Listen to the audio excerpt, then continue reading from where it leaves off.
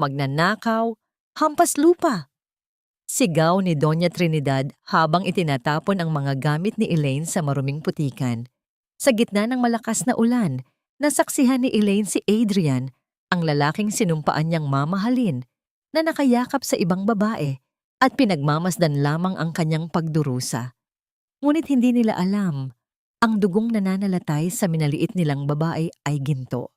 Sino ang luluhod kapag ang tunay na reyna ay bumalik na? Adrian? Kailangan na nating itapon ang basurang yan bago pa dumating ang mga bisita para sa anniversary party bukas. Hindi ko na masikmura ang pagmumukha ng babaeng yan sa bahay na ito. Huwag kang mag-alala, Ma'am. Konting tiis na lang. Gagawa ako ng paraan para kusang lumaya si Elaine nang walang nakukuha kahit isang duling na sentimo mula sa atin. Pagod na rin akong makisama sa isang katulong na nagpapanggap na asawa. Sa labas ng pinto ng silid-aklatan, nanigas ang buong katawan ni Elaine. Ang tray na hawak niya na naglalaman ng mainit na tsa at mga paboritong kakanin ni Adrian ay tila naging kasing bigat ng isang bundok. Ang kanyang mga kamay na namumula at may mga paltos pa dahil sa maghapong paglilinis at pagluluto ay nagsimulang manginig ng hindi kontrolado. Kanina lamang, nagreklamo si Adrian na tila nananakit ang kanyang lalamunan. Dahil sa pag-aalala, agad na kumilos si Elaine sa kusina. Matiyagang naghanda ng inumin para guminhawa ang pakiramdam ng asawa. Ngunit ang bawat salitang lumalabas sa bibig ni Adrian sa sandaling ito ay tila mga lasong unti-unting pumapatay sa kanyang puso. Ang katahimikan sa pasilyo ay tila naging isang malawak na disyerto. Ang tanging naririnig ni Elaine ay ang mabilis at marahas na tibok ng kanyang sariling puso na tila isang ibon na pilit kumakawala sa isang masikip na long. Hindi siya makagalaw. Ang bawat hininga niya ay parang may kasamang maliliit na karayom na tumutusok sa kanyang baga. 5 taon. 5 taon siyang nagsilbi sa pamilyang De Silva na higit pa sa isang katulong. Tiniis niya ang lahat ng panglalait ni Doña Trinidad, ang lahat ng utos na tila walang katapusan, at ang pagtrato sa kanya bilang isang taong walang halaga. Ginawa niya ang lahat ng yon dahil sa pagmamahal niya kay Adrian at sa kanilang anak na si Lito. Akala niya, sa kabila ng lahat ay may puwang siya sa puso ng kanyang asawa. Ngunit ang lahat ng yon ay isa lamang palang malaking kasinungalingan. Dahan-dahang ibinaba ni Elaine ang tray sa maliit na mesa sa tabi ng pinto. Ang bawat kilos niya ay mabigat. Tila ba ang kanyang mga buto ay gawa sa tingga. Wala siyang sapat na lakas para harapin sila sa loob. Wala siyang lakas para isigaw ang lahat ng sakit. Ang tanging kaya niyang gawin ay ang manatiling nakatayo roon, habang ang kanyang mundo ay unti-unting nagkakapira-piraso sa kanyang harapan. Sa loob ng silid, narinig niya ang mahinang tawa ni Doña Trinidad, isang tunog na puno ng pait at panghahamak. Siguraduhin mo lang, Adrian, ayaw kong may mantsa ng kahirapan ang pamilya natin kapag dumating na ang mga Montemayor para sa business merger. Si Elaine ay isang pagkakamali na dapat nang burahin. Napapikit si Elaine ng mariin. Ang mga luha na kanina pa gustong kumawala ay nanatiling nakakulong sa kanyang mga mata. Hindi siya iiyak, hindi dito, hindi sa harap ng mga taong itinuturing siyang basura. Ngunit ang katanungan ay paulit-ulit na humahampas sa kanyang isipan. Saan siya pupunta? Paano na si Lito? Naglakad siya palayo nang walang tunog. Tila isang anino na nawawala sa kadiliman ng mansyon. Ngunit habang papasok siya sa kanilang silid, isang hindi pamilyar na bagay ang nakakuha ng kanyang atensyon sa ibabaw ng kanyang unan. Isang maliit na kahon ng pelus na bahagyang nakabukas ang kumikinang sa ilalim ng liwanag ng lampara. Nanginig ang kanyang mga daliri nang abutin niya ito. Sa loob ng kahon ay ang mamahaling kwintas na brilyante ni Doña Trinidad, ang kwintas na matagal nang nawawala at naging dahilan ng matinding gulo sa bahay nitong mga nakaraang araw. Bago pa man maiproseso ng kanyang isipan ang nakikita, ang pinto ng silid ay marahas na bumukas. Ang liwanag mula sa pasilyo ay tumama sa kanya at doon nakatayo si Doña Trinidad kasama ang dalawang pulis, habang si Adrian ay nakatingin sa kanya ng may halong puot at pagkumpirma. Ayan, sabi ko na nga ba? Sigaw ni Doña Trinidad. Ang kanyang tinig ay tila kulog na yumanig sa buong silid. Ikaw na hampas lupa ka. Hindi lang pala basura ang dala mo sa bahay na ito, kundi pati na rin ang pagiging magnanakaw. Tumingin si Elaine kay Adrian, nagbabasakaling makakita ng kahit katiting na pagdududa o awa. Ngunit ang nakita niya ay isang estranghero, isang lalaking malamig ang mga mata at tila handang panoorin siyang mabulok sa bilangguan. Adrian, hindi ko ito ginawa. Ang kanyang tinig ay halos pabulong, puno ng pabaon na pait. Huli ka na sa akto, Elaine. Huwag mo nang madagdagan ang kasalanan mo sa pagsisinungaling. Malamig na tugon ni Adrian bago siya tumalikod. Sa gitna ng kaguluhan, habang nararamdaman ni Elaine ang mahigpit na pagkakahawak ng mga pulis sa kanyang braso, isang katanungan ang naiwan sa hangin. Hanggang saan ang kayang gawin ng isang pamilya upang sirain ang isang babaeng wala namang ibang ginawa, kundi ang magmahal? Magsalita ka, Elaine! Saan mo pa itinago ang ibang alahas na ninakaw mo? Hindi sapat ang isang kwintas para bayaran ang lahat ng pagpapakain at pagpapatira namin sa iyo sa loob ng 5 taon.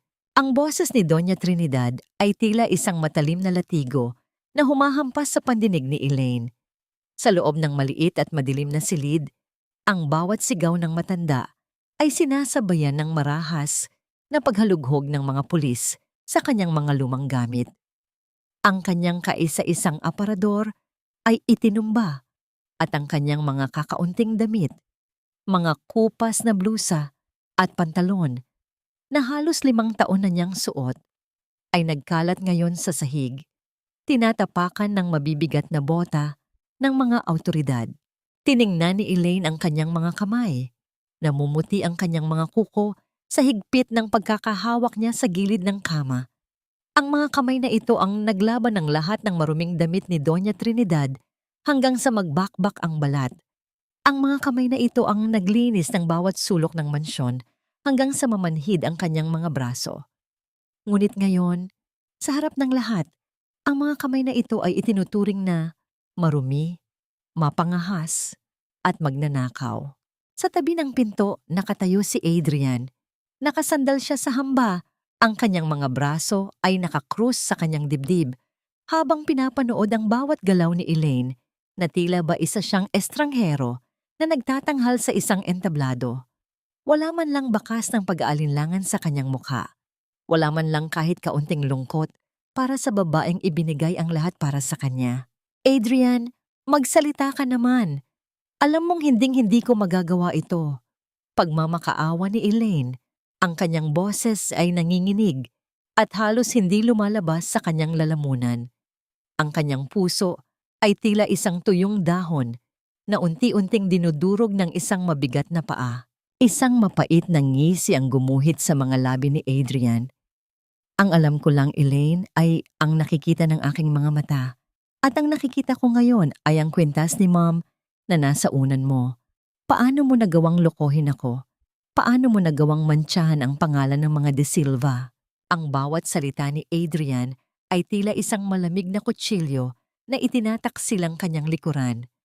Sa sandaling iyon, naramdaman ni Elaine ang huling hibla ng kanyang pag-asa na mapuputol na. Ang lalaking pinagkatiwalaan niya ng kanyang buhay ay ang siya ring naghukay ng libingan para sa kanyang dangal. Iposas na yan! Utos ng isang pulis. Ang malamig na bakal ng iposas ay humalik sa kanyang mga pulso. Isang pakiramdam na tila ba tinatapos na nito ang kanyang kalayaan at ang kanyang pagkatao. Sa labas ng silid, narinig niya ang iyak ng kanyang anak na si Lito. Ang boses ng bata ay puno ng takot at kalituhan. Tinatawag ang kanyang pangalan sa gitna ng kadiliman ng gabi. Mama, Mama. Saan niyo dadalhin ang mama ko? Ang iyak ni Lito, ang huling nagpaguho sa kuta ng katatagan ni Elaine. Gusto niyang tumakbo, gusto niyang yakapin ang kanyang anak at sabihing magiging maayos din ang lahat. Ngunit ang mga pulis ay marahas siyang kinaladkad palabas ng silid. Ang bawat hakbang niya palayo sa kanyang anak ay tila pagpunit sa kanyang sariling kaluluwa. Pagdating sa malawak na hagdanan ng mansyon, tumigil si Doña Trinidad at hinarangan ang kanyang daan. Ang matanda ay lumapit sa kanya. Sapat na malapit para maamoy ni Elaine ang mamahaling pabango nito na humahalo sa amoy ng kanyang sariling pawis at luha. "Huwag kang mag-alala, Elaine," bulong ng matanda na may kasamang nakakatakot na ngiti. "Aalagaan namin si Lito," hanggang sa makalimutan niya na nagkaroon siya ng isang inang magnanakaw. Hinding-hindi mo na muling makikita ang anak mo. Naramdaman ni Elaine ang isang matinding lula at pagsikip ng dibdib. Ang mundo ay nagsimulang umikot ng mabilis. Ang mga mukha ni na Adrian at Doña Trinidad ay naging malabo. Tila mga demonyong nagdiriwang sa kanyang pagbagsak. Kinaladkad siya palabas ng malaking pinto ng mansyon, diretso sa malakas na buhos ng ulan na tila ba nakikiramay sa kanyang pait. Ang putik sa kalsada ay kumapit sa kanyang mga paa habang pilit siyang isinasakay sa loob ng sasakyan ng pulis. Ngunit bago pa man maisara ang pinto, isang nakakasilaw na liwanag mula sa mga headlight ng isang papalapit na sasakyan ang tumama sa kanila. Ang tunog ng mga gulong na huminto sa basang semento ay umalingaw-ngaw sa buong paligid. Kasunod ang marahas na pagbukas ng pinto ng isang mamahaling itim na sedan. Isang lalaking matangkad, may awtoridad, at may mga matang tila nagbabaga sa galit ang bumaba mula rito. Sa ilalim ng ulan, ang kanyang presensya ay tila isang pader na hindi matitibag. Tumingin siya kay Elaine at pagkatapos ay sa mga pulis na humahawak sa kanya. "Bitawan niyo ang kapatid ko." Ang boses ng lalaki ay malalim at puno ng kapangyarihan, sapat na upang mapatigil ang lahat ng ingay sa paligid. Sino ang lalaking ito? At paano niya nalaman ang katotohanang matagal nang nakabaon sa ilalim ng mga kasinungalingan ng pamilya de Silva? Sapat na ang 5 taon ng paghihirap niya. Simula sa gabing ito, ang pamilya Montemayor na ang maniningil sa bawat luhang ibinuhos ng aking kapatid. Ang boses ng lalaki ay tila isang malakas na agos ng tubig na tumatagos sa gitna ng bagyo.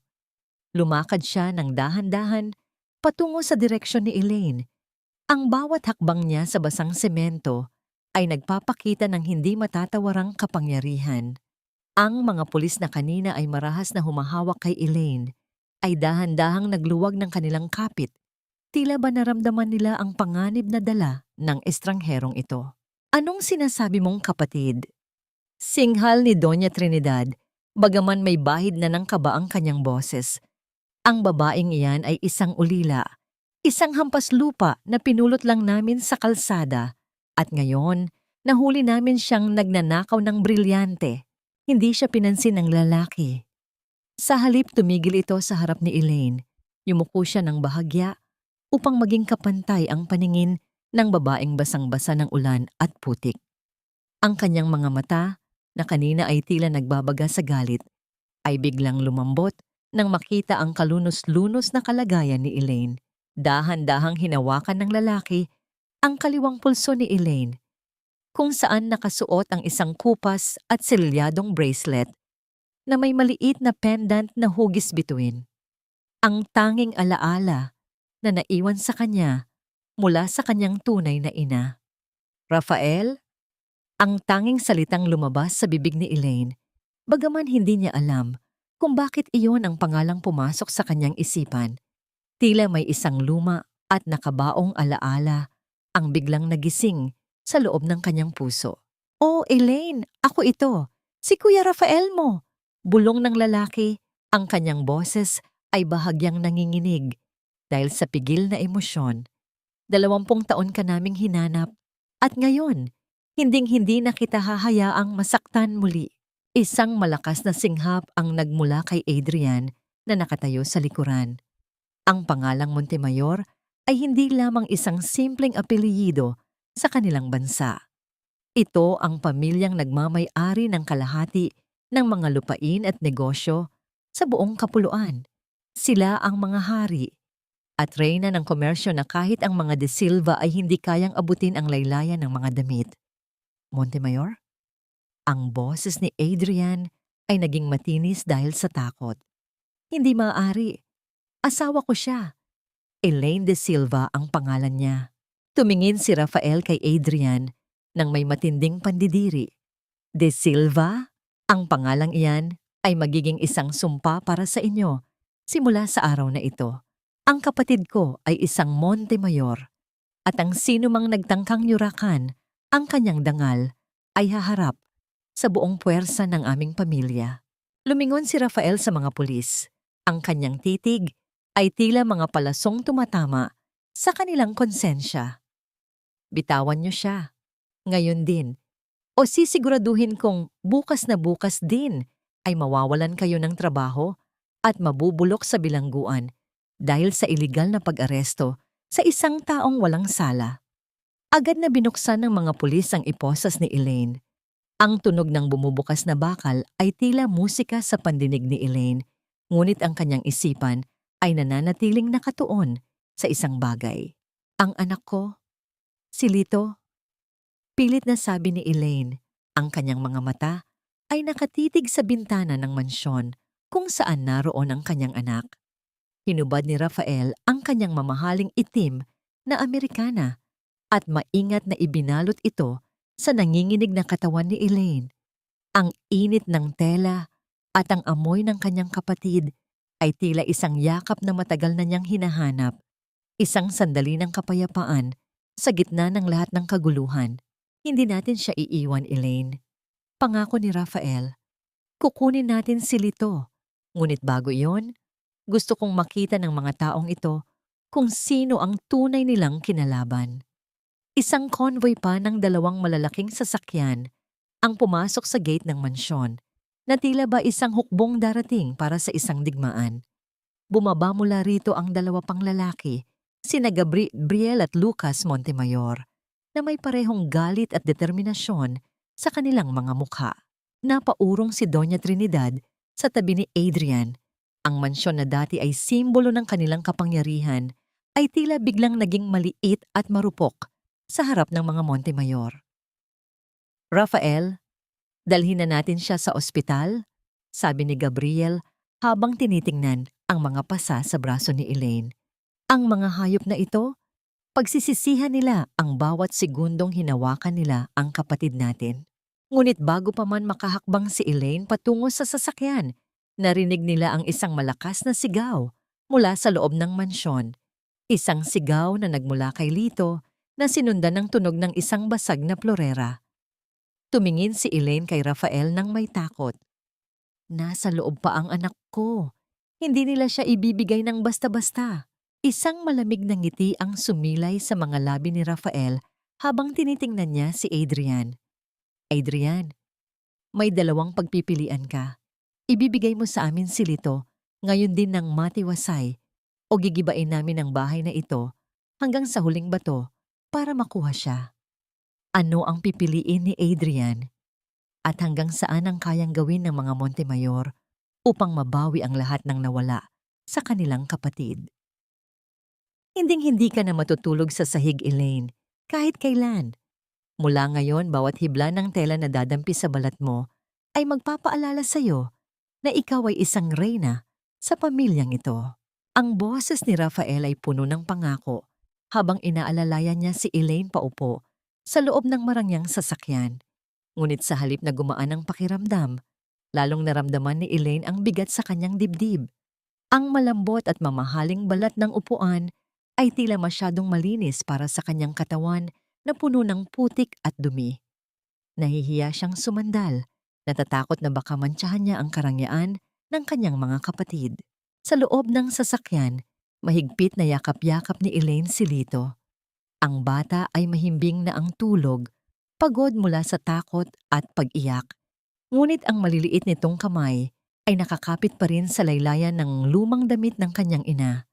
Kanina lamang, sa loob ng mansyon ng mga De Silva, walang nagawa si Adrian kundi iabot ang bata nang makita ang tatlong naggagalaiting mga Montemayor. Ang katapangan ni Adrian ay natunaw na parang asin sa ulan nang mapagtanto niyang ang babaeng minaliit niya ay ang nawawalang hiyas ng pinakamakapangyarihang pamilya sa bansa. Kuya, totoo ba ito? Halos pabulong na tanong ni Elaine habang pinagmamasdan ang naglalakihang mga gate ng mansyong Montemayor na dahan-dahang bumubukas para sa kanila. Natatakot ako. Baka paggising ko, nasa kusina pa rin ako ni na Doña Trinidad. At nananaginip lang ang lahat ng ito. Isang mainit na kamay ang pumatong sa kanyang balikat.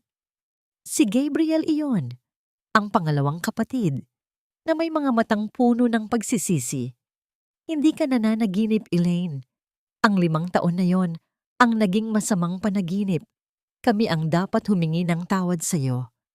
Kung mas naging mabilis lang kami sa paghahanap, hindi mo sana kailangang maranasan ang impyernong yon. Nang huminto ang sasakyan, tumambad kay Elaine ang isang palasyong yari sa puting bato at salamin. Ang mga ilaw ay tila mga bituin na bumaba sa lupa. Ngunit sa bawat hakbang niya papasok sa mansyon, nararamdaman ni Elaine ang matinding pangangatal ng kanyang mga tuhod. Ang bawat kagamitan, mula sa kristal na chandelier hanggang sa mga painting sa dingding, ay tila sumisigaw ng isang buhay na kailanman ay hindi niya nakilala. Dinala siya ng kanyang mga kapatid sa isang silid na sadyang inihanda para sa kanya. Ang hangin ay amoy lavender at bagong labang mga kumot. Maingat niyang inihiga si Lito sa malambot na kama. Sa unang pagkakataon sa loob ng maraming taon, nakita ni Elaine ang kanyang anak na natutulog ng payapa, malayo sa ingay ng mga sermon at sigaw ng pamilya De Silva. Pumasok si Lucas, ang bunsong kapatid, na may dalang baso ng gatas at isang malambot na balabal. Magpahinga ka na muna, Elaine. Bukas dadating ang mga pinakamahusay na doktor para tingnan kayo ni Lito. Huwag kang mag-alala tungkol sa kahit ano. Ang mga De Silva, wala na silang kapangyarihang saktan ka. Nang maiwan siyang mag-isa sa silid, lumapit si Elaine sa malaking salamin. Hinawakan niya ang kanyang mukha, ang mga pasa sa kanyang braso, ang mga guhit ng pagod sa ilalim ng kanyang mga mata, at ang mga kamay na kalyado na sa pagtatrabaho. Hindi niya mapigilang mapahagulgol ng tahimik. Ang katahimikan ng silid ay tila yumayakap sa kanyang pagdadalamhati. Ngunit sa gitna ng kanyang pag-iyak, naramdaman niya ang isang bagay sa loob ng bulsa ng kanyang lumang blusa. Isang maliit na piraso ng papel. Nang buksan niya ito, ang kanyang puso ay tila tumigil sa pagtibok. Ito ay isang sulat na palihim na isiningit ni Adrian sa kanyang bulsa bago siya umalis sa mansyon ng mga De Silva. Huwag mong akalain na tapos na tayo, Elaine. Maaring nahanap mo na ang pamilya mo, ngunit hinding-hindi mo makukuha ang legal na kustodya kay Lito. Bukas na bukas din, ihahabla kita ng abandonment at child endangerment. Tandaan mo, sa papel, ako pa rin ang ama at ikaw ay isang magnanakaw na may record sa pulis. Nanginginig ang mga kamay ni Elaine habang binabasa ang bawat salita. Ang takot na akala niya ay nawala na ay biglang bumalik, mas matalim at mas nakakasakal. Tiningnan niya si Lito na mahimbing ang tulog. Ang kapayapaang kakamit pa lang niya ay tila isang marupok na salamin na handa nang mabasag muli. Hindi pa tapos ang laban. Ang pamilya De Silva ay tila mga linta na hindi basta-basta bibitaw hanggat hindi nila nakukuha ang huling patak ng kanyang kaligayahan. Dahan-dahang lumapit si Elaine sa bintana at tumingin sa labas, sa malawak na kadiliman ng gabi. Ang kanyang mga mata ay unti-unting nagbago, mula sa takot patungo sa isang matigas na determinasyon. Kung kailangang maging isang halimaw siya upang protektahan ang kanyang anak, gagawin niya. Ngunit paano niya lalabanan ang isang batas na sa simula pa lang ay tila pabor na sa mga mapangapi? At ano ang gagawin ng mga Montemayor kapag nalaman nilang ang kanilang kapatid ay hindi pa ganap na malaya mula sa kuko ng nakaraan? Isang hamak na magnanakaw na may record sa pulis. Iyan ang tingin ng mundo sa'yo at iyan ang gagamitin ko para ilayo sa'yo ang anak mo. Ang mga salitang iyon mula sa sulat ni Adrian ay tila mga buhay na uod na gumagapang sa isipan ni Elaine, kinakain ng bawat katiting na pag-asa na sinubukan niyang buuin kagabi. Habang nakatayo siya sa harap ng malaking bintana ng kanyang silid, pinagmamasdan ang pagsikat ng araw sa malawak na lupain ng mga Montemayor. Hindi niya maramdaman ang init ng sinag nito. Ang tanging nararamdaman niya ay ang malamig na hapdi ng katotohanan. Sa loob ng malaking banyo, ang usok mula sa mainit na tubig na may bango ng rosas ay pumupuno sa paligid. Isang katulong ang maingat na naghanda ng kanyang paliguan, ngunit nang makita ni Elaine ang sarili sa malaking salamin habang nakahubad, napatigil siya. Ang kanyang likod ay may mga bakas pa ng mga pasa, mga alaala, ng bawat pagkakataong itinutulak siya ni Doña Trinidad sa mga kanto ng mesa o sa matigas na sahig. Ang kanyang mga balikat ay nakakubot. Tila ba sanay na sa bigat ng pasanin na hindi naman dapat sa kanya. Dahan-dahan siyang lumubog sa tubig. Ang init nito ay sumuot sa kanyang mga kalamnan. Ngunit ang kanyang puso ay nananatiling kasing lamig ng yelo. Hinawakan niya ang kanyang leeg doon sa bahaging madalas sakalin ni Adrian sa tuwing naglalabas ito ng galit mula sa trabaho. Sa bawat haplos ng tubig, tila ba sinusubukan itong hugasan ang mantsa ng 5 taong pang-aalipin. Ngunit alam ni Elaine na ang sugat sa kanyang kaluluwa ay hindi kayang pagalingin ng anumang mamahaling sabon. Ma'am Elaine, narito na po ang inyong isusuot. Magalang na tawag ng isang katulong mula sa labas ng pinto. Nang lumabas si Elaine, nakita niya ang isang mahabang bestida na gawa sa purong sutla, kulay asul, na tila langit matapos ang isang bagyo. Sa tabi nito ay ang mga alahas na kumikinang ng may kabigha-bighani. Ngunit sa halip na matuwa, nakaramdam si Elaine ng matinding pagkasakal. Para sa kanya, ang mga ito ay hindi palamuti. Ang mga ito ay balat kayo. Hindi ko kailangan ang mga ito para maging isang Montemayor. Bulong niya sa kanyang sarili. Ang kanyang tinig ay mas matatag kaysa noong nakaraang gabi. Bumaba siya sa dining hall kung saan naghihintay ang kanyang 3 kuya. Ang tunog ng kanyang mga takong sa marmol na sahig ay tila isang babala sa sinumang haharang sa kanyang landas. Nang makita siya ni Rafael, Gabriel at Lucas, panandali ang natahimik ang 3. Nakita nila ang kanilang kapatid, hindi na bilang isang biktima, kundi bilang isang babaeng handang lumaban. Inilapag ni Elaine ang sulat ni Adrian sa ibabaw ng mesa, sa gitna ng kanilang marangyang almusal. Gagamitin ni Adrian ang record ko sa pulis para kunin si Lito. Sinabi niya na, ako ay isang panganib sa sarili kong anak. Ang katahimikan sa silid ay tila naging isang naggagalaiting bulkan. Nakita ni Elaine ang paghigpit ng hawak ni Rafael sa kanyang baso ng kape hanggang sa mamuti ang kanyang mga buko-buko. Si Gabriel naman ay tumayo at nagsimulang maglakad-lakad. Ang kanyang mga mata ay tila naghahanap ng mapagbabalingan ng galit. Isang record na sila mismo ang gumawa? Tanong ni Lucas. Ang kanyang boses ay puno ng pagkamangha sa kapal ng mukha ng mga De Silva. Akala ba nila ay hindi namin kayang burahin ang mga kasinungalingang iyon sa loob ng 1 oras? Hindi sapat na burahin lang ang record ko. Kuya, putol ni Elaine sa kanila. Tumingin siya ng diretso sa mga mata ni Rafael. Gusto kong makita nila na ang babaeng itinuring nilang basura ay ang siyang wawasak sa lahat ng pinakamamahal nila. Gusto kong matutunan kung paano gamitin ang kapangyarihan niyo. Hindi ako magtatago sa likod niyo habang nakikipaglaban kayo para sa akin. Ituro niyo sa akin kung paano maging isang Montemayor. Isang dahan-dahang nangiti ang gumuhit sa mga labi ni Rafael. Lumapit siya kay Elaine at hinawakan ang kanyang mga kamay. Iyan ang dugong Montemayor.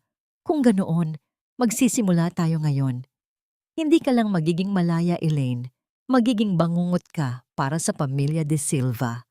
Ngunit sa gitna ng kanilang pagpaplano, isang tawag ang natanggap ni Gabriel mula sa kanilang head of security. Ang kanyang mukha ay biglang namutla. Ano yon, Gabriel? Tanong ni Rafael. May mga reporter sa labas ng gate. Sagot ni Gabriel habang nakatingin kay Elaine ng may pag-aalala. May nagpakalat ng balita na ang nawawalang tagapagmana ng mga Montemayor ay isang dating preso at magnanakaw. Ang litrato ni Elaine habang nakaposas ay kumakalat na sa social media ngayon. Naramdaman ni Elaine ang pagbagsak ng kanyang mundo sa pangalawang pagkakataon. Ang kahihiyan na akala niya ay naiwan na niya sa mansyon ng mga de Silva ay muling humahabol sa kanya. At sa pagkakataong ito, ang buong mundo na ang nanonood. Sino ang nagpakalat ng balita? At paano haharapin ni Elaine ang husga ng publiko bago pa man niya masimulan ang kanyang paghihiganti? Isang magnanakaw na nagpapanggap na prinsesa? Ang pamilya Montemayor ba ay nagkakanlong ng isang kriminal sa loob ng kanilang mansyon? Ang boses ng reporter mula sa labas ng gate na dinig sa loob ng dining hall dahil sa lakas ng speaker ay tila isang sampal na yumanig sa buong pagkatao ni Elaine. Habang nakasuot siya ng asul na bestidang sutla na simbolo ng kanyang bagong buhay, ang bawat salitang lumalabas sa balita ay tila humihila sa kanya pabalik sa madilim na selda. Ang kanyang imahe habang nakaposas, basang-basa ng ulan at puno ng putik ay kasalukuyang ipinapakita sa lahat ng telebisyon sa buong bansa. Naramdaman ni Elaine ang panginginig ng kanyang mga daliri. Ang tinidor na hawak niya ay dahan-dahang nalaglag. Lumikha ng isang matunog na pagtama sa porselanang plato bago gumulong sa sahig. Ang kanyang paningin ay nagsimulang lumabo. Tila ba ang marangyang silid ay unti-unting nilalamon ng isang makapal at itim na usok. Ang bawat hibla ng sutla sa kanyang katawan ay naging kasing bigat ng kadena. Ipinapaalala sa kanya na kahit anong linis ng kanyang suot, ang mantsa ng kasinungalingan ng mga de Silva ay nakadikit pa rin sa kanyang balat. Kailan ba matatapos ang pagiging biktima? Tanong niya sa kanyang sarili habang ang kanyang puso ay tila isang ibon na pilit na binabali ang sariling mga pakpak sa loob ng kanyang dibdib. Kahit ba ang katotohanan ay wala ring silbi laban sa yaman ng isang mapanirang puri. Huwag kang tumingin sa screen, Elaine. Malamig na utos ni Rafael habang sinisinyasan ang mga katulong na patayin ang telebisyon. Lumapit siya sa kanyang kapatid at hinawakan ang malamig nitong mga kamay. Ang ingay sa labas ay hangin lamang, ngunit ang bagyong dadating sa buhay ng mga de Silva, iyon ang totoo. Pero ang kahihiyan, kuya, si Lito, paano kung marinig niya ito? Ang boses ni Elaine ay puno ng pait. Ang bawat salita ay parang may kasamang dugo mula sa kanyang nagdurusa na puso. Ito ang dahilan kung bakit hindi tayo magtatago, sabat ni Gabriel habang inaayos ang kanyang Amerikana. Ngayong gabi ay ang charity ball ng mga de Silva. Doon nila ipagdiriwang ang kanilang tagumpay laban sa iyo. Doon din natin sisimulan ang kanilang pagbagsak. Ang gabi ng charity ball ay tila isang eksena mula sa isang marangyang pelikula. Ang hotel ballroom ay puno ng mga naggagandahang ilaw at mga taong kabilang sa pinakamataas na antas ng lipunan. Sa gitna ng bulwagan, nakatayo sina Doña Trinidad at Adrian na tila mga hari at reyna habang tinatanggap ang mga pagbati ng kanilang mga panauhin. Nabalitaan namin ang nangyari sa dati mong asawa, Adrian. Nakakaawa naman ang pamilya niyo na nadamay sa isang kriminal. Bulong ng isang donya habang nakikipagbeso kay Trinidad. Ganyan talaga kapag nagpapasok ka ng ahas sa bahay mo, sagot ni Doña Trinidad. Ang kanyang boses ay puno ng mapagkunwaring lungkot. Mabuti na lamang at nahanap na ang aming nawawalang kwintas. Ang tanging hiling ko na lang ay maprotektahan ang aking apo mula sa masamang impluensya ng babaeng iyon. Nakangisi si Adrian habang hawak ang isang baso ng champagne. Pakiramdam niya ay siya na ang pinakamakapangyarihang lalaki sa mundo. Ngunit ang kanyang nangisi ay biglang naglaho nang ang malaking pinto ng ballroom ay dahan-dahang bumukas. Ang katahimikan ay tila isang mabilis na lason na kumalat sa buong silid. Lahat ng mata ay napabaling sa pintuan. Tatlong matatangkad at makapangyarihang mga lalaki ang pumasok, ang mga Montemayor. At sa gitna nila ay isang babaeng tila isang diyosa na bumaba mula sa langit. Suot ang isang itim na gown na kumikinang sa ilalim ng mga chandelier. Si Elaine ay naglakad ng may taas noo. Ang kanyang mukha ay nababalutan ng isang maliit at eleganteng maskara, ngunit ang kanyang mga mata ay tila dalawang matalim na kislap ng brilyante na nakatitig ng diretso kay Adrian. Lumapit ang grupo sa gitna ng silid.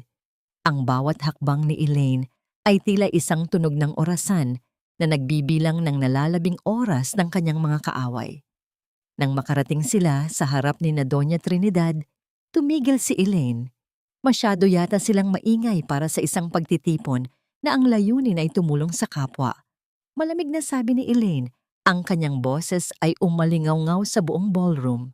Anong ginagawa mo rito, magnanakaw? Singhal ni Doña Trinidad, bagaman nanginginig ang kanyang kamay na may hawak na baso. Wala kang lugar sa marangal na pagtitipong ito. Dahan-dahang tinanggal ni Elaine ang kanyang maskara. Ang kanyang kagandahan ay tila isang sandata na nagpatahimik sa lahat ng naroon. Ngumiti siya ng bahagya, isang ngiting hindi umabot sa kanyang mga mata. Narito ako para bawiin ang utang niyo, Doña Trinidad, sabi ni Elaine. Kinuha niya ang baso ng champagne mula sa isang dumadaang waiter at sa isang mabilis ngunit eleganteng galaw ay ibinuhos ang malamig na likido sa ibabaw ng mamahaling sapatos ng matanda. Ang likido ay dumaloy mula sa sapatos patungo sa semento, lumilikha ng isang mantsa na tila ba ang karangalan ng mga De Silva ay dahan-dahang nadudungisan sa harap ng lahat. Para sa bawat putik na itinapon niyo sa akin noong gabing pinalayas niyo ako, bulong ni Elaine habang nakatitig sa nanginginig na mukha ni Adrian. Walang hiya ka! Sigaw ni Adrian. Akmang lalapit siya, ngunit agad siyang hinarang ni Rafael. Huwag mong susubukan, Adrian. Banta ni Rafael, ang boses ay puno ng panganib. Dahil habang nag-aaksaya kayo ng panahon dito, ang inyong bangko ay kasalukuyan ng binibili ng pamilya Montemayor. Bukas na bukas din, wala na kayong kumpanyang tatawaging inyo. Ang mukha ni Adrian ay nawalan ng kulay. Ang katahimikan sa ballroom ay nabasag ng mga bulong-bulungan ng mga tao. Ngunit sa gitna ng kanyang tagumpay, may isang bagay na nakakuha ng atensyon ni Elaine. Sa gilid ng ballroom, nakita niya ang isang misteryosong lalaki na nakatitig sa kanya. Isang lalaking hindi niya kilala, ngunit tila may hawak na isang lihim na maaring magpabago sa lahat. Sino ang lalaking ito? At sapat na ba ang pagbili sa bangko upang makuha ni Elaine ang kustodiya ng kanyang anak? Ang bawat bulong sa loob ng bulwagan ay tila mga huni ng mga bubuyog na dahan-dahang lumalapit sa pandinig ni Adrian na nagpapamukha sa kanya kung gaano kabilis bumagsak ang kanyang mundo. Habang pinagmamasdan niya ang dahan-dahang pag-agos ng champagne mula sa sapatos ng kanyang ina patungo sa makintab na sahig, naramdaman niya ang matinding hiya na tila isang apoy na lumalamon sa kanyang balat. Ang mga taong kanina ay pumupuri sa kanila ay ngayon ay nakatingin nang may halong pangungutya at pagkabigla. Hindi makagalaw si Elaine. Ang kanyang puso ay tumatibok ng mabilis. Tila ba ito ay isang tambol na nagbababala ng isang digmaan. Sa kabila ng kanyang matikas na tindig, ang kanyang mga daliri sa loob ng guwantes ay nananatiling malamig. Hindi madaling burahin ang 5 taon ng takot sa loob lamang ng isang gabi. Ngunit nang maramdaman niya ang presensya ni Rafael sa kanyang likuran, tila ba isang matibay na pader ang sumuporta sa kanyang pagkatao. Akala niyo ba ay matatapos ang lahat sa pera? Ang boses ni Doña Trinidad ay nanginginig, hindi dahil sa lungkot, kundi dahil sa naggagalaiting galit. Ang kanyang mukha ay kasing pula ng alak na nasa sahig. Kahit bilhin niyo pa ang buong bansa, Elaine, mananatili kang isang dumi sa aming kasaysayan, isang hamak na babaeng hindi alam kung sino ang ama at ina. Isang matunog na tawanan ang nagmula kay Lucas, ang bunsong Montemayor. Lumapit siya ng kaunti at tiningnan ang matanda ng may halong awa. Doña Trinidad, ang kasaysayan niyo ay kasalukuyan ng isinusulat sa mga pahina ng pagkalugi. Siguraduhin niyo na lang na may matitira kayong panyo para pamunas sa inyong mga luha bukas. Sa gitna ng tensyon, muling naramdaman ni Elaine ang matalas na titig mula sa gilid ng ballroom. Lumingon siya at sa pagkakataong ito, nakuha niya ang mukha ng misteryosong lalaki bago ito dahan-dahang tumalikod at lumabas sa malaking pinto. Ito ay isang lalaking may uban ng ang buhok ngunit bakas ang karangyaan sa bawat galaw. Ang kanyang mga mata. Tila ba mayroon itong dalang pait na pamilyar kay Elaine. Ngunit bago pa man niya ito maitanong kay Rafael, isang mabilis na pangyayari ang umagaw sa kanyang atensyon. Mama! Mama! Ang boses ni Lito ay umalingaw-ngaw mula sa itaas na bahagi ng hotel. Napatingin si Elaine sa balcony at doon nakita niya ang isang katulong ng mga De Silva na sa pilitang hinihila ang bata palayo. Ang mukha ni Lito ay puno ng luha. Ang kanyang maliliit na kamay ay nakakapit sa rehas ng balcony habang pilit na sumisigaw. Lito! Ang sigaw ni Elaine ay puno ng desperasyon. Ang kanyang pagiging reyna ay biglang naglaho, napalitan ng isang inang handang pumatay para sa kanyang anak. Adrian, anong ginagawa niyo sa anak ko? Humakbang si Adrian patungo kay Elaine. Ang kanyang mukha ay puno ng isang madilim na tagumpay. Sabi ko sa iyo, Elaine, hinding-hindi mo siya makukuha. Habang abala kayo sa pagbili ng bangko, inayos ko na ang lahat ng papeles. Si Lito ay itatago ko sa isang lugar na kahit ang mga Montemayor ay hindi siya mahahanap. Isang hakbang pa at hinding-hindi mo na muling maririnig ang boses niya. Naramdaman ni Elaine ang pagtigil ng mundo. Ang bawat ingay sa ballroom ay naging malabo. Ang tanging nakikita niya ay ang kanyang anak na dahan-dahang nawawala sa kanyang paningin habang hinihila ng mga tauhan ni Adrian. Ang galit na kanina ay pinipigil niya ay biglang sumabog na parang isang naggagalaiting bulkan. Kung ganoon, ang boses ni Rafael ay naging kasing lamig ng kamatayan. Hindi mo pa yata alam ang aming balita, Adrian. Ang katulong na may hawak kay Lito ngayon, siya ay nasa ilalim na ng aming payroll simula pa kaninang hapon. Nanlaki ang mga mata ni Adrian. Lumingon siya sa balcony, ngunit huli na. Ang katulong ay tumigil sa paghila kay Lito at sa halip ay binuhat ang bata nang may pag-iingat at ibinigay ito sa mga security personnel ng mga Montemayor na biglang lumitaw sa likuran nito. Hayop ka! Sigaw ni Adrian, akmang susugurin si Rafael, ngunit mabilis siyang napadapa sa sahig nang itulak siya ni Gabriel. Ang bawat luhang pumatak sa mata ng kapatid ko ay may katumbas na kabayaran, bulong ni Gabriel habang nakatitig sa nakadapang si Adrian. At nagsisimula pa lang ang paniningil. Nang makuha na si Lito at maibaba sa bulwagan, agad siyang sinalubong ni Elaine. Ang yakap na yon ay puno ng mga hikbi, isang pagtatagpo ng dalawang kaluluwang matagal na pinagmalupitan. Ngunit sa gitna ng kanilang pagyakap, isang mensahe ang natanggap ni Rafael sa kanyang telepono na nagpabago sa kanyang ekspresyon. Lumapit si Rafael kay Elaine at bumulong. Elaine, kailangan nating umalis. Ngayon din. Bakit kuya? Nakuha na natin si Lito. Tanong ni Elaine habang pinupunasan ang luha ng anak. Ang lalaking nakita mo kanina. Ang nakatitig sa'yo. Sabi ni Rafael. Ang boses ay puno ng pag-aalala. Siya ang abogado ng iyong ama, ng tunay nating ama, na akala namin ay patay na. At may dala siyang dokumento na nagsasabing ang lahat ng yaman ng mga Montemayor ay may isang kondisyon bago mo ito ganap na makuha. Anong kondisyon?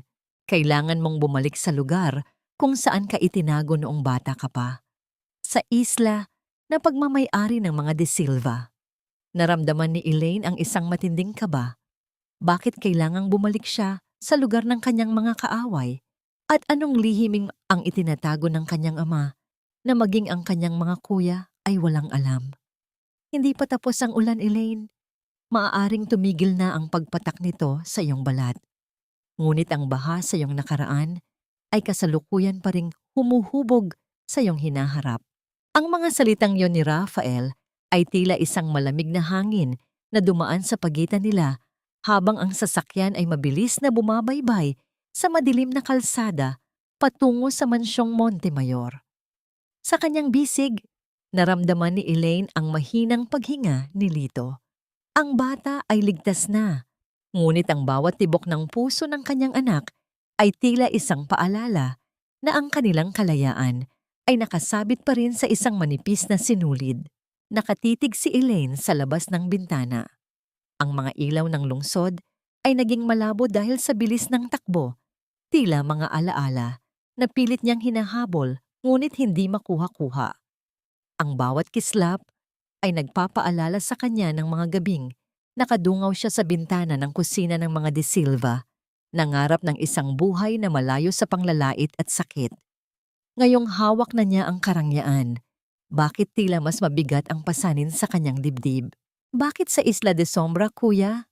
Tanong ni Elaine, ang kanyang boses ay halos pabulong upang hindi magising ang bata. Iyon ang lugar kung saan ako dinala ni Doña Trinidad noong unang taon ng pagsasama namin ni Adrian. Sabi nila, doon daw ako nagmula.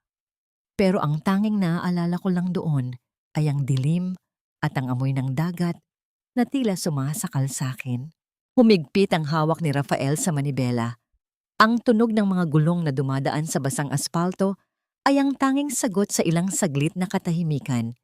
Dahil sa islang yon, Elaine, nakatago ang huling testamento ni Papa. Hindi sapat na nahanap ka namin. Ayon sa kanyang abogado, may isang lihim na ikaw lang ang makakapagbukas. Isang bagay na magpapatunay na ang lahat ng yaman ng mga De Silva ay ninakaw lamang mula sa atin. Samantala, sa gumuguho ng mansyon ng mga De Silva, ang katahimikan ay tila isang mabigat na kumot na bumabalot sa bawat sulok. Ang mga chandelier na dati ay nagbibigay ng liwanag ay tila naghihingalo na. Ang mga bombilya ay isa-isang namamatay dahil sa hindi nababayarang kuryente. Wala na, Adrian. Ang lahat ng bank account natin ay naka-freeze na. Sigaw ni Doña Trinidad habang pilit na binubuksan ang isang maliit na vault sa kanyang silid. Ang kanyang mga kamay na dati ay puno ng brilyante, ngayon ay nanginginig at puno ng pawis. Ang babaeng iyon, ang hampas lupang iyon ang wawasak sa atin. Nakalubog si Adrian sa isang lumang silya. Ang kanyang damit ay gusot-gusot at ang kanyang mga mata ay mapulala dahil sa labis na pag-inom at galit. Ang bote ng alak sa kanyang kamay ay tila ang tanging bagay na naiwan sa kanya. Hindi ko papayagang makuha niya ang lahat, ma'am. Bulong ni Adrian, ang kanyang boses ay malalim at puno ng kamandag. Kung kailangang bumalik siya sa isla para sa testamento, doon din natin siya tatapusin. Hindi niya alam. Ang Isla de Sombra ay hindi lang isang lugar. Iyon ang kanyang libingan. Tumingin si Doña Trinidad sa kanyang anak. Isang madilim na ngiti ang sumilay sa kanyang mga labi. Isang ngiti na tila nagmumula sa kailaliman ng impyerno. Siguraduhin mo lang, Adrian, dahil kapag nahanap niya ang dokumentong yon, malalaman ng buong mundo kung paano natin nakuha ang lahat ng ito mula sa kanyang ama. Balik sa mansyong Montemayor, hindi makatulog si Elaine.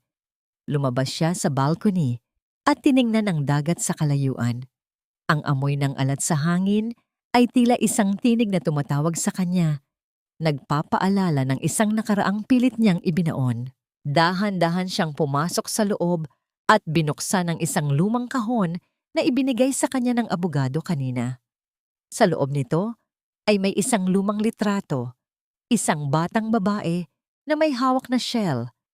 Nakatayo sa harap ng isang malaking puno sa gitna ng Isla de Sombra. Ngunit nang tignan niyang mabuti ang likod ng litrato, may nakasulat na isang maikling pangungusap sa lumang Tagalog. Ang susi ay nasa ilalim ng mga ugat ng luhang naging bato. Naramdaman ni Elaine ang isang matinding pangangatog sa kanyang buong katawan. Isang malabong alaala ang biglang dumaan sa kanyang isipan. Ang tunog ng isang kanta, isang oyayi na kinakanta ng isang lalaki habang hinahaplos ang kanyang buhok, ang kanyang ama. Biglang bumukas ang pinto ng kanyang silid. Si Lito ay nakatayo doon, nanginginig at may hawak na isang maliit na laruan. Mama, may nakita po akong tao sa labas ng bintana. Bulong ng bata, ang kanyang mga mata ay puno ng takot. Mabilis na lumapit si Elaine sa bintana at tumingin sa ibaba. Sa gitna ng madilim na hardin, nakita niya ang isang itim na anino na mabilis na naglaho sa gitna ng mga puno. Ngunit ang iniwan nito sa damuhan ay isang bagay na nagpatigil sa tibok ng puso ni Elaine. Isang puting rosas na natatatakpan ng sariwang dugo. Sino ang nagpadala ng babalang ito? At handa na ba si Elaine na harapin ang mga halimaw ng kanyang nakaraan upang makuha ang katarungang matagal nang ipinagkait sa kanya? Isang hakbang pa at magiging kasing pula ng rosas na ito ang sahig ng iyong silid. Ang boses ni Adrian sa kabilang linya ng telepono ay tila isang malamig na bulong mula sa kailaliman ng isang libingan. Hawak ni Elaine ang telepono sa kanyang nanginginig na kamay habang sa kabila ng bintana ang puting rosas na may dugo ay tila isang mata na nakatitig sa kanya sa gitna ng kadiliman. Ang bawat salita ng kanyang dating asawa ay may kasamang lason. Isang banta na tila ba ang pader ng mansyong Montemayor ay gawa lamang sa papel na madaling itumba. Sa kabilang silid, naririnig ni Elaine ang mahinang hilik ni Lito. Ang bata ay mahimbing ang tulog, walang kamalay-malay na ang kanyang ina ay kasalukuyang nakikipaglaban sa isang halimaw na dati ay tinawag nilang haligi ng tahanan. Ang kaibahan ng kapayapaan ng kanyang anak sa kaguluhan ng kanyang isipan ay tila isang matalim na kutsilyo na humahati sa kanyang pagkatao. Dahan-dahang ibinaba ni Elaine ang telepono, ang kanyang mga daliri ay nananatiling nakadikit sa malamig na plastik. Tila ba nawalan siya ng lakas upang bumitaw? Ang katahimikan ng gabi ay dahan-dahang nilalamon ng tunog ng paparating na mga yabag. Mabilis na lumapit si Rafael sa silid ni Elaine. Ang kanyang mukha ay puno ng tensyon at ang kanyang mga mata ay tila naghahanap ng anumang tanda ng panganib. Nang makita niya ang puting rosas sa labas, ang kanyang panga ay nag-igting, isang reaksyon ng isang kapatid na handang pumatay para sa kanyang pamilya. Hindi na tayo ligtas dito, Elaine, bulong ni Rafael. Ang kanyang tinig ay malalim at puno ng determinasyon. Ang mga De Silva, hindi sila titigil hanggat hindi nila nakukuha ang huling alas natin. Kailangan na nating pumunta sa Isla de Sombra. Doon natin tatapusin ang lahat. Naramdaman ni Elaine ang pagbilis ng tibok ng kanyang puso. Ang Isla de Sombra ay hindi lamang isang lugar. Ito ay isang kabanata ng kanyang buhay na puno ng itim na tinta. Ngunit habang tinitingnan niya si Lito, alam niyang wala na siyang ibang pagpipilian. Ang pagtakas ay hindi na sapat. Kailangan na niyang harapin ang mga anino upang makita ang bukang liwayway. Kinabukasan, ang tunog ng makina ng pribadong yate ay ang tanging nagbabasag sa katahimikan ng dagat.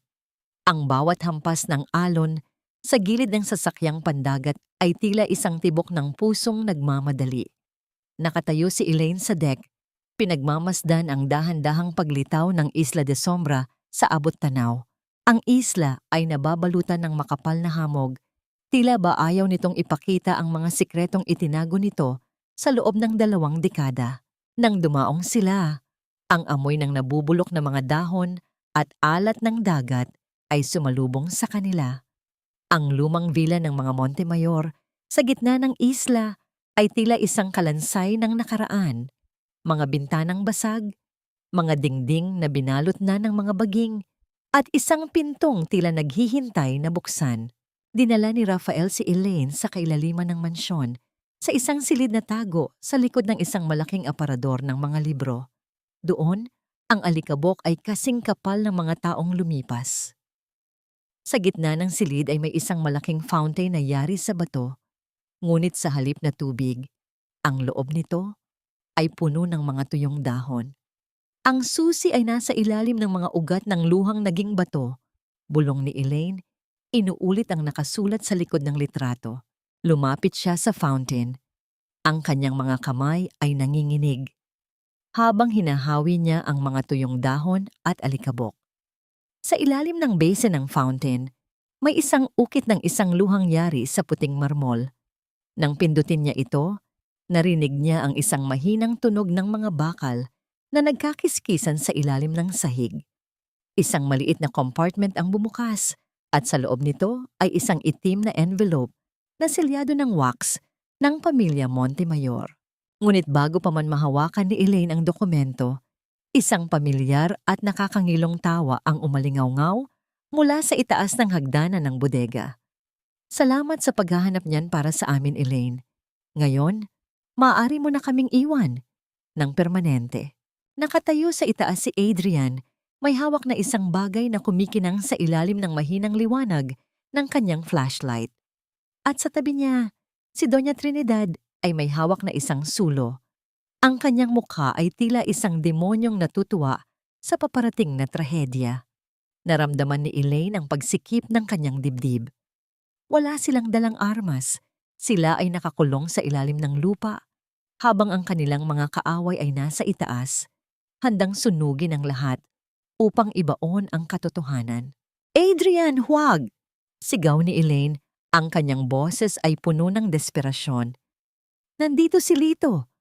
Huwag mong idamay ang sarili mong anak. Isang malamig na ngiti ang sumilay sa mga labi ni Adrian.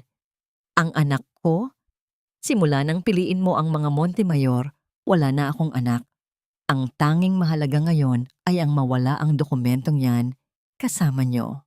Ibinato ni Doña Trinidad ang sulo sa mga tuyong kagamitan sa paligid ng hagdanan. Ang apoy ay mabilis na kumalat. Tila isang naggagalaiting hayop na gutom sa laman. Ang usok ay nagsimulang pumuno sa maliit na silid at ang tanging labasan ay kasalukuyan ng nilalamon ng apoy. Paano makakaligtas si Elaine at Rafael mula sa nagbabagang impyerno sa loob ng kanilang sariling mansyon? At ano ang gagawin ni Elaine nang makita niyang ang dokumentong hawak niya ay nagsisimula na ring mahagip ng apoy? Mamatay kayo sa gitna ng inyong mga kasinungalingan. Ang apoy na ito ang magbubura sa bawat bakas ng mga Montemayor sa ilang ito. Ang huling sigaw ni Doña Trinidad ay tila isang sumpa na naiwan sa hangin bago tuluyang isara ni Adrian ang mabigat na pinto ng bodega mula sa labas. Ang tunog ng pagkandado ng bakal ay tila isang hatol ng kamatayan na umalingaw-ngaw sa buong kailaliman ng mansyon. Sa loob, ang init ay nagsimulang sumakal sa bawat hininga ni Elaine. Ang mga lumang kagamitan, mga tuyong papel, at mga antigong kahoy ay mabilis na nilalamon ng nagngangalit na apoy na lumilikha ng isang kulay kahel na impyerno sa paligid nila. Naramdaman ni Elaine ang matinding hapdi sa kanyang lalamunan dahil sa makapal at itim na usok na nagsisimulang lumukob sa silid. Sa kanyang kanang kamay, mahigpit niyang hawak ang itim na envelope, ang huling pag-asa para sa katarungan. Isinilid niya ito sa loob ng kanyang damit. Idiniit sa kanyang balat na tila ba ang init ng dokumento ay nagbibigay sa kanya ng lakas upang hindi sumuko. Kuya Rafael, ang pinto! Sigaw ni Elaine, ang kanyang boses ay paos at putol-putol dahil sa ubo. Si Rafael ay pilit na itinatulak ang mabigat na pinto ng bodega Ang kanyang mga kalamnan ay bakas ang matinding hirap, ngunit ang bakal ay hindi gumagalaw. Ang bawat pagtama ng kanyang balikat sa pinto ay tila walang silbi laban sa harang na inilagay ni na Adrian. Ang pawis ay dumadaloy sa kanyang mukha, humahalo sa uling at dumi, ngunit ang kanyang mga mata ay nananatiling nakatuon sa kaligtasan ng kanyang kapatid. Elaine, lumapit ka sa akin. Huwag kang lalayo sa sahig, mas malinis ang hangin doon. Utos ni Rafael habang hinuhubad ang kanyang basang polo upang itakip sa ilong at bibig ni Elaine. Sa gitna ng kaguluhan, isang mas matinding takot ang humablot sa puso ni Elaine. Naalala niya si Lito. Ang kanyang anak ay nasa pangangalaga ng isang katulong sa itaas na palapag ng villa bago sila bumaba sa bodega. Kung ang apoy ay mabilis na kumakalat, ang kanyang anak ay kasalukuyan ding nasa panganib. Ang isiping masusunog ang kanyang anak dahil sa kasakiman ng sarili nitong ama ay nagbigay kay Elaine ng isang lakas na hindi niya alam na taglay niya. Si Lito! Kuya, si Lito! Hysterical na sigaw ni Elaine, sinubukan niyang hanapin ang anumang bagay na maaaring gamitin upang mabasag ang pader o ang kisame. Ngunit ang bawat hawakan niya ay kasing init na ng nagbabagang bakal. Sa isang pagkakataon, habang ang isang bahagi ng kisame ay bumabagsak at lumilikha ng malakas na pagyanig sa sahig, napansin ni Rafael ang isang maliit na lagusan sa likod ng fontaine na kanina ay binuksan ni Elaine. Ito ay isang luma at makitid na tunnel para sa daluyan ng tubig na matagal nang tuyo. Dito, Elaine. Pumasok ka rito. Hila ni Rafael sa kanya. Dadalhin ka nito sa labas, sa likod ng hardin. Takbo, Elaine. Hanapin mo si Lito. Paano ka, kuya? Umiiyak na tanong ni Elaine habang pilit siyang itinutulak ni Rafael sa madilim at masikip na butas. Susunod ako. Kailangan ko lang harangan ng apoy para hindi ka mahabol ng usok. Umalis ka na. Sa loob ng madilim na tunnel, ang pakiramdam ni Elaine ay tila ba nilalamon siya ng lupa. Ang bawat gapang niya sa matigas na semento ay nag-iiwan ng sugat sa kanyang mga tuhod at siko, ngunit hindi niya nararamdaman ang sakit. Ang tanging naririnig niya ay ang kanyang sariling mabilis na paghinga at ang sigaw ng kanyang anak na tila nagmula sa kailaliman ng kanyang imahinasyon. Nang sa wakas ay makalabas siya sa dulo ng tunnel, sinalubong siya ng malamig na hangin ng gabi at ang amoy ng nasusunog na kahoy. Ang villa ay kasalukuyan ng nilalamon ng apoy. Ang mga bintana ay naglalabas ng naggagalaiting liwanag na tila isang dambuhalang sulo sa gitna ng Isla de Sombra. Sa gitna ng hardin, nakita ni Elaine si Adrian at Doña Trinidad. Nakatayo sila sa harap ng isang helicopter na naghihintay, pinagmamasdan ang nasusunog na mansyon ng may halong katuwaan. At sa bisig ni Adrian, nakita ni Elaine ang isang bata na pilit na pumipiglas. Lito? Ang sigaw ni Elaine ay tila isang kidlat na bumasag sa katahimikan ng gabi. Lumingon si Adrian at ang kanyang mukha ay napalitan ng matinding gulat nang makitang buhay si Elaine. Paano ka nakalabas? Hindi sumagot si Elaine. Tumakbo siya ng buong lakas patungo sa kanila. Ang kanyang mga mata ay nakatitig lamang sa kanyang anak. Ngunit bago pa man siya makalapit, isang putok ng baril ang umalingaw-ngaw mula sa direksyon ng kakahuyan. Isang lalaki ang dahan-dahang lumabas mula sa anino ng mga puno. Ito ang misteryosong lalaki mula sa charity ball, ang abogado ng kanyang ama. Ngunit sa pagkakataong ito, hindi dokumento ang hawak niya, kundi isang baril na nakaturo ng diretso sa dibdib ni Adrian. Ibagsak mo ang bata, Adrian. Ang boses ng abogado ay malamig at puno ng awtoridad. Ang laro ay tapos na. Ang lahat ng ginawa niyo sa pamilya Montemayor ay may katumbas na kabayaran. At ang kabayarang iyon ay hindi lang pera, kundi ang inyong kalayaan. Nanigas si Adrian habang si Doña Trinidad ay nagsimulang magsisigaw sa takot. Ngunit sa gitna ng tensyon, ang nasusunog na villa ay muling nayanig. Isang malaking pagsabog ang naganap sa loob at nakita ni Elaine ang figura ni Rafael na pilit na lumalabas mula sa bumabagsak na pinto ng bodega. Ang kanyang katawan ay nababalutan ng apoy. Sino ang unang ililigtas ni Elaine? Ang kanyang anak na nasa kamay ng isang desperadong ama o ang kanyang kapatid na kasalukuyang nag-aapoy sa harap ng kanyang mga mata? Pumili ka, Elaine. Ang kapatid mong naghihingalo o ang anak mong kukunin ko ng habambuhay? Sa bawat segundong pag-aalinlangan mo, mas lalong nalalapit si Rafael sa kamatayan. Ang boses ni Adrian ay humahalo sa haginit ng naggagalaiting apoy na kasalukuyang lumalamon sa villa.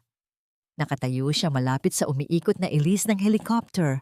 Ang kanyang mukha ay nababalutan ng anino at liwanag ng sunog. Tila ba isa siyang demonyo na nagpapasya sa tadhana ng mga kaluluwa.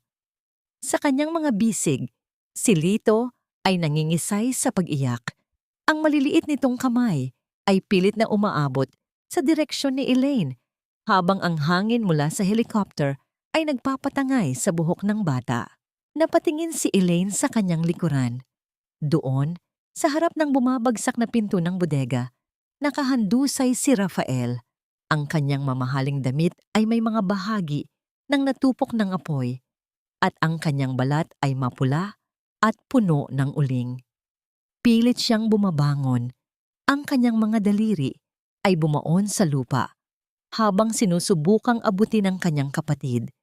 Ngunit ang bawat galaw niya ay sinasabayan ng mahina at puno ng sakit na ungol.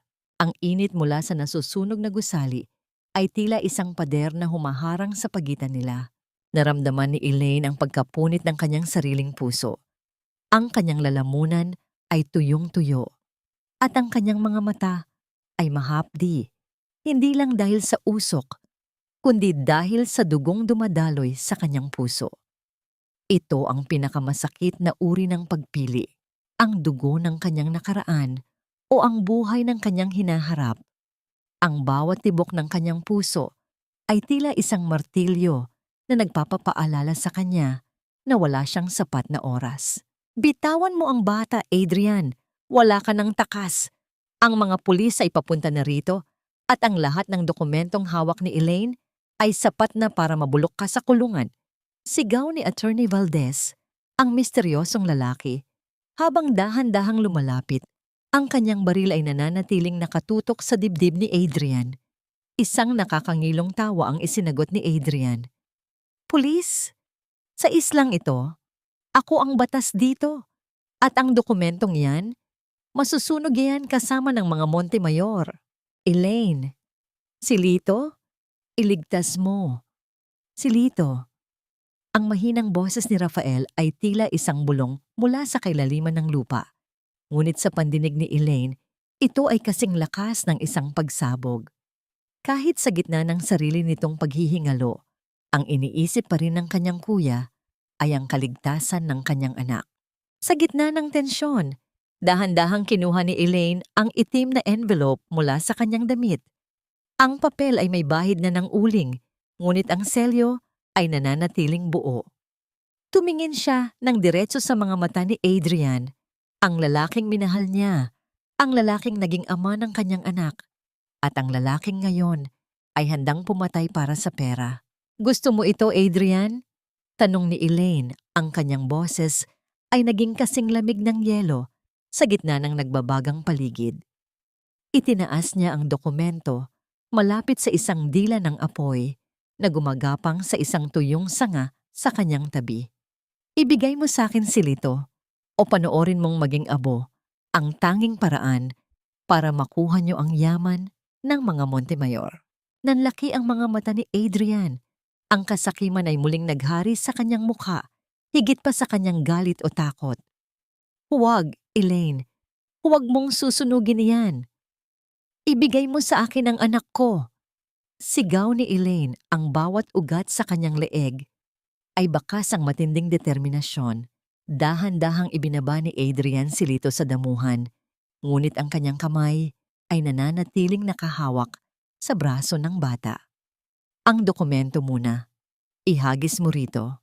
Habang dahan-dahang naglalakad si Elaine patungo kay Adrian, isang bagay ang hindi napansin ng lahat. Si Doña Trinidad, na kanina pa nakatago sa gilid ng helicopter, ay may hawak na isang matigas at mabigat na piraso ng kahoy.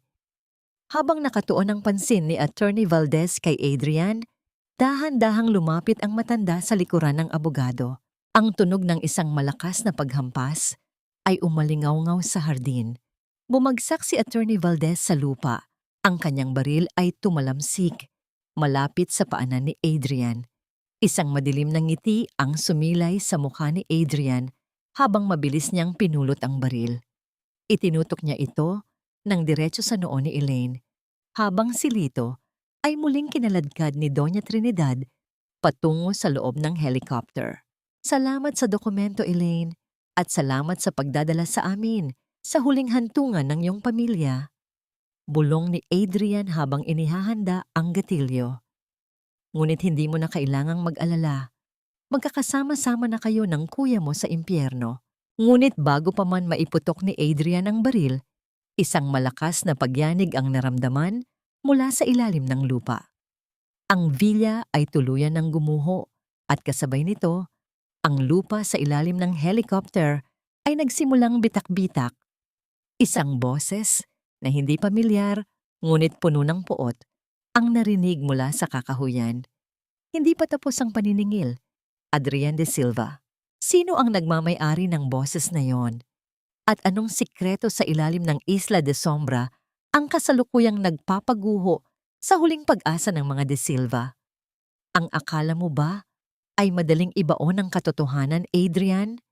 Ang dugong kinuha niyo sa akin ay babalik upang lunurin kayo sa sarili ninyong kasakiman.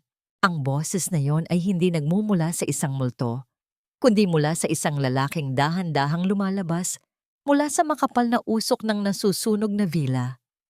Ang kanyang buhok ay kasing puti ng pilak at ang kanyang mukha ay puno ng mga peklat na tila mga guhit ng isang masakit na nakaraan.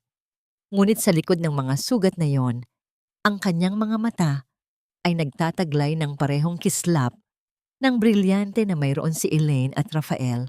Si Don Alfonso Montemayor, ang ama na inakala ng lahat ay namatay na 20 taon na, ang nakalilipas sa isang aksidente sa dagat na plinano ni na Doña Trinidad at ng kanyang yumaong asawa. Nanigas si Adrian, ang baril sa kanyang kamay ay nagsimulang manginig. Ang bawat kalamnan sa kanyang muka ay nagpapakita ng isang matinding takot. Tila ba nakakakita siya ng isang bangkay na bumangon mula sa hukay. Hindi maaari. Matanda ka na. Dapat ay patay ka na. Ang katarungan ay hindi namamatay, Adrian. Natutulog lamang ito at ngayon ay gising na. Ang boses ni Don Alfonso ay puno ng otoridad. Bawat salita ay tila isang hatol na nagpapaliit sa mundo ng mga de Silva. Sa likuran ni Don Alfonso, lumitaw sina Gabriel at Lucas. Ang dalawang kapatid ay hindi lamang basta dumating. Kasama nila ang isang pangkat ng mga awtoridad na mabilis na pinalibutan ang paligid ng helicopter. Ang tunog ng mga elise ay unti-unting humihina. Tila ba sumusuko na rin ang makina sa tindi ng tensyong bumabalot sa isla. Ngunit sa halip na sumuko, ang kawalan ng pag-asa ay nagtulak kay Adrian sa isang mas madilim na desisyon. Sa isang mabilis na galaw, hinablot niya ang braso ni Elaine at itinulak ang dulo ng baril sa sentido nito. Ang kanyang kabilang kamay ay mahigpit na nakasakal sa leeg ni Elaine. Ginagawa siyang isang buhay na pananggalang. Walang lalapit. Isang hakbang pa at sasabog ang bungo ng babaeng ito. Sigaw ni Adrian. Ang kanyang boses ay naging matinis at puno ng kabaliwan. Ang kanyang mga mata ay patingin-tingin sa paligid. Tila isang hayop na nakulong sa isang sulok. Naramdaman ni Elaine ang malamig at matigas na bakal ng baril na nakabaon sa kanyang balat. Ang bawat hininga niya ay may kasamang amoy ng pulbura at ang mabahong amoy ng pawis ni Adrian. Ngunit sa halip na takot, ang naramdaman ni Elaine ay isang matinding pandidiri. Tumingin siya kay Lito na kasalukuyang hawak pa rin ni Doña Trinidad malapit sa pintuan ng helicopter. Ang bata ay nakatitig sa kanya. Ang mga mata nito ay puno ng luha at hindi maunawa ang sakit. Adrian, maawa ka sa anak mo. Bulong ni Elaine, ang kanyang boses ay kalmado ngunit puno ng pait. Huwag mong hayaang ang huling alaala niya sa iyo ay ang pagpatay mo sa kanyang ina. Wala na akong anak, wala na akong pamilya dahil sa inyo. Galit na tugon ni Adrian habang lalong hinihigpitan ang pagkakasakal kay Elaine. Sa sandaling iyon, ang lupa sa ilalim ng helicopter ay muling nayanig. Ang gumuho na villa sa kailaliman ay lumikha ng isang malaking sinkhole at ang bigat ng sasakyang panghimpapawid ay nagiging dahilan ng dahan-dahang paglubog ng lupa. Isang malakas na tunog ng pagkabali ng mga ugat ng puno at pagguho ng mga bato ang umalingaw-ngaw sa buong hardin. Dahil sa pagyanig, nawalan ng balanse si Adrian. Ang pagkakataong yon ay hindi pinalampas ni Rafael na kahit hirap na hirap ay dahan-dahang gumapang at hinawakan ng bukong-bukong ni Adrian. Sa isang malakas na hila, natumba si Adrian at ang baril ay pumutok ng hindi sinasadya patungo sa kalangitan. Mabilis na kumilos si Elaine. Sa halip na tumakbo palayo, sinugod niya si Doña Trinidad upang bawiin si Lito. Ang matanda ay sumigaw sa galit. Pilit na kinakalmot ang mukha ni Elaine, ngunit ang lakas ng isang inang nagpoprotekta sa kanyang anak ay hindi matatawaran. Sa isang malakas na tulak, naagaw ni Elaine si Lito at mabilis silang gumulong palayo sa gumuguhong helicopter. Ngunit si Adrian ay mabilis na nakabawi. Pinulot niya ang baril at muling itinaas ito, hindi na kay Elaine, kundi kay Don Alfonso na kasalukuyang tumatakbo patungo sa kanyang anak at apo. Kung mamamatay ako, isasama kita, matanda! Sigaw ni Adrian habang inihahanda ang gatilyo. Ngunit bago pa man niya maiputok ang baril, isang malakas na tunog ng pagpunit ng metal ang narinig. Ang helicopter ay tuluyang nahulog sa bumubukang lupa at ang buntot nito ay humampas ng malakas sa kinatatayuan ni Adrian. Isang malakas na hiyaw ng sakit ang nagmula sa lalaki bago siya tuluyang natakpan ng makapal na alikabok at usok. Naramdaman ni Elaine ang pagyakap sa kanya ng kanyang mga kuya at ng kanyang ama. Ang init ng kanilang mga bisig ay tila isang kuta na nagpoprotekta sa kanya mula sa lahat ng dusa ng nakaraan. Ngunit nang tumingin siya sa direksyon ng helicopter, nakita niya si Doña Trinidad na nakaligtas ngunit nakalubog ang kalahating katawan sa putikan, umiiyak at nagmamakaawa habang pinapanood ang kanyang anak na nawala sa ilalim ng mga guho. Ligtas na sila. Ngunit habang yakap ni Elaine si Lito, napansin niya ang itim na envelope na hawak niya kanina. Ito ay nahulog malapit sa gilid ng sinkhole, dahan-dahang nadudulas patungo sa kailaliman kung saan naroon si Adrian. Kukunin pa ba ni Elaine ang dokumento na magbibigay sa kanya ng lahat ng yaman? O hahayaan na lang niya itong mabaon kasama ng mga taong sumira sa kanyang buhay? At ano ang magiging kapalaran ni Doña Trinidad ngayong wala na siyang kayamanan at anak na maipagmamalaki? Sa wakas, ang katahimikan ay hindi na isang banta, kundi isang dahan-dahang paghilom. Ang tunog ng mga huling gumuguhong bato ay dahan-dahang napalitan ng malalim na buntong hininga ng gabi. Ang makapal na alikabok mula sa sinkhole ay tila isang malungkot na belo na bumabalot sa kinalulubugan ng helicopter at ni Adrian. Nakatayo si Elaine sa gilid ng hukay, yakap ng mahigpit si Lito na ang mga hikbi ay unti-unti nang nagiging mahinang paghinga ng pagkapagod. Ang init ng katawan ng kanyang anak ang nagsilbing angkla niya sa katotohanan na tapos na ang bagyo. Tumingin si Elaine sa paanan ng hukay kung saan dahan-dahang nadudulas ang itim na envelope. Ang dokumentong yon ang susi sa lahat ng yaman, ang ebidensyang wawasak sa pangalan ng mga De Silva sa buong bansa. Ngunit habang pinagmamasdan niya itong lamunin ng dilim, naramdaman ni Elaine ang isang hindi maipaliwanag na gaan sa kanyang dibdib. Hayaan mo na yan, Elaine. Ang boses ni Don Alfonso ay malalim at puno ng pag-unawa. Lumapit ang matanda at ipinatong ang kanyang kamay sa balikat ng anak. Ang tunay na kayamanan ng mga Montemayor ay hindi nakasulat sa papel, kundi nakaukit sa ating mga puso. Nahanap ka na namin at iyon ang tanging testamentong mahalaga.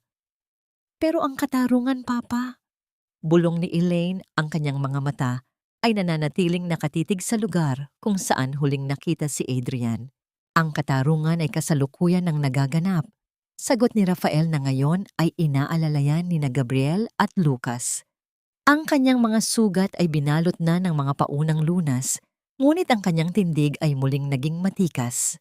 Sa di kalayuan, ang mga pulis ay dahan-dahang hinihila si Doña Trinidad mula sa putikan. Ang matanda ay isang kalunos-lunos na tanawin. Ang kanyang mamahaling gown ay punit-punit. Ang kanyang buhok ay tila pugad ng ibon at ang kanyang mukha ay nababalutan ng dumi. Wala na ang mapang-aping donya. Ang tanging naiwan ay isang matandang babaeng na wala ng bait dahil sa kasakiman. Ang anak ko, Adrian, tulungan niyo ang anak ko. Sigaw ni Doña Trinidad. Ang kanyang tinig ay tila isang naggagalaiting hayop. Nang makita niya si Elaine, sinubukan niyang sumunggab ngunit agad siyang pinigilan ng mga awtoridad. Ikaw, malas ka sa buhay namin. Simula nang dumating ka, nawala ang lahat sa amin. Lumapit si Elaine kay Doña Trinidad. Sa pagkakataong ito, hindi siya tumungo. Hindi siya nanginginig. Tiningnan niya ang matanda nang may halong awa at huling pagpapaalam. Hindi ako ang kumuha ng lahat sa inyo, Doña Trinidad. Ang boses ni Elaine ay matatag at malinaw. Ang sarili ninyong kasakiman ang naghukay ng libingang ito. Ang perang ninakaw niyo sa pamilya ko ay naglaho, at ang anak na itinuring niyong kasangkapan ay kasama na ng inyong mga kasinungalingan sa ilalim ng lupa. Tumalikod si Elaine, bit-bit ang kanyang anak, at hindi na muling lumingon sa mga pagsusumamo at sumpa ng matanda. Sa bawat hakbang niya palayo sa guho ng villa, nararamdaman niya ang dahan-dahang pagtanggal ng mga kadenang 5 taon na gumagapos sa kanyang kaluluwa. Dinala sila ng mga awtoridad sa isang ligtas na bahagi ng isla kung saan naghihintay ang mga medical teams. Habang sinusuri ng mga doktor si Lito, naupo si Elaine sa tabi ni Rafael. Ang kanyang kuya ay dahan-dahang kinuha ang kanyang kamay at pinisili ito. Magsisimula tayo muli, Elaine, sabi ni Rafael. Isang buhay na puno ng liwanag. Wala nang magtatago sa dilim. Ngunit sa gitna ng kanilang pag-uusap, lumapit si Attorney Valdez na bagaman may benda sa ulo, ay bakas ang isang mahalagang balita. May hawak siyang isang maliit na digital recorder na nakuha mula sa mga labi ng bodega bago ito tuluyang gumuho. Maaring wala na ang envelope, sabi ni Attorney Valdez. Ngunit ang recorder na ito ay naglalaman ng huling pag-uusap ni na Adrian at Doña Trinidad bago nila sinunog ang bodega. Isang ganap na pag-amin sa lahat ng kanilang krimen, mula sa pagpapakulong sayo ng walang sala hanggang sa pagtatang-angka sa buhay ni Don Alfonso 20 taon na ang nakalilipas. Nakahinga ng malalim si Elaine. Ang katarungan ay hindi na lamang isang pangarap. Ito ay isang katotohanang nakasulat na sa tadhana. Nang sumikat ang unang sinag ng araw sa Isla de Sombra, ang isla ay hindi na tila isang lugar ng mga anino. Ang dagat ay kumikinang na parang mga brilyante, at ang hangin ay may dalang amoy ng bagong simula. Sumakay sila sa yate na magdadala sa kanila pabalik sa lungsod. Hindi na bilang mga biktima, kundi bilang isang pamilyang muling nabuo. Gayunpaman, habang papalayo ang yate, nakita ni Elaine ang isang maliit na bangka na dahan-dahang papalapit sa isla. Isang bangka na may dalang mga tao na tila hindi bahagi ng mga awtoridad. Sino ang mga taong ito?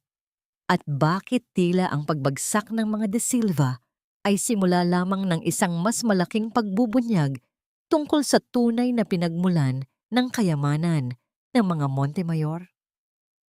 Ang dagat ay hindi lamang marunong kumuha, marunong din itong magbalik ng mga bagay na akala natin tuluyan ng nilamon ng kawalan.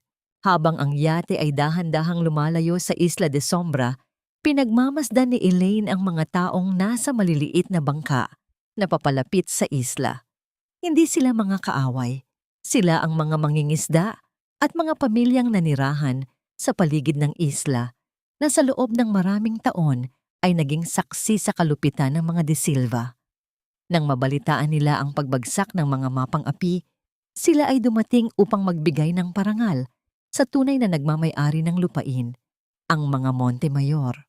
Mula sa malayo, nakita ni Elaine ang pagwawagayway ng kanilang mga kamay. Isang tahimik na pasasalamat na tila ba ang hangin mismo ay nagdadala ng balita ng kalayaan. Ang bawat kaway ay tila isang haplos sa kanyang sugatang puso, nagpapaalala sa kanya na ang kanyang pagdurusa ay may katapusan at ang kanyang tagumpay ay tagumpay din ng mga maliliit na taong katulad niya noon. Pagbalik sa lungsod, ang ingay ng kalsada at ang naglalakihang mga gusali ay tila naging bago sa paningin ni Elaine. Ngunit sa pagkakataong ito, hindi na siya nakayuko habang naglalakad sa gilid ng kalsada. Nakaupo siya sa loob ng isang itim na limousine, katabi ang kanyang ama at ang kanyang anak. Paglipas ng isang linggo, dumating ang araw ng unang pagdinig sa korte laban kay Doña Trinidad. Ang dating makapangyarihang Doña ay kasalukuyang nakaupo sa isang silya.